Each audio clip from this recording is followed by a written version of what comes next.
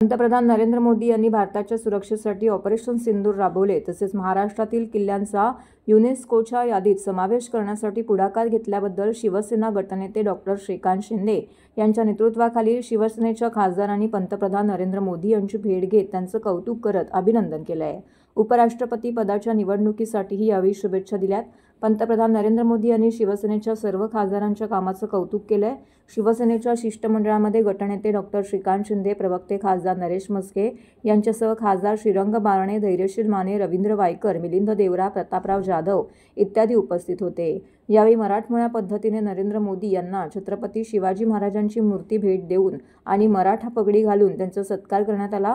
यावेळी मोदींनी सुद्धा छत्रपती शिवाजी महाराज हे माझे आदर्श आहेत।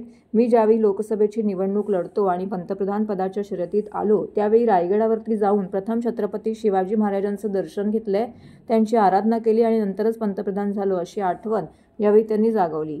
प्रत्येक भारतीय आणि विशेषतः महाराष्ट्र राज्यातील प्रत्येक नागरिक अभिमान आणि भावनांनी भरलेला आहे। तुमच्या अथक प्रयत्नांमुळे आणि दूरदर्शी नेतृत्वामुळे पॅरिस येथे झालेल्या जागतिक वारसा समितीच्या 47व्या अधिवेशनात एक ऐतिहासिक निर्णय घेण्यात आला आहे, जिथे 20 पैकी 18 देशांनी भारताच्या प्रस्तावाला पाठिंबा दिला। छत्रपती शिवाजी महाराजांनी स्थापन केलेले 12 किल्ले युनेस्को जागतिक वारसा यादीमध्ये समाविष्ट करण्यात आलेले आहे।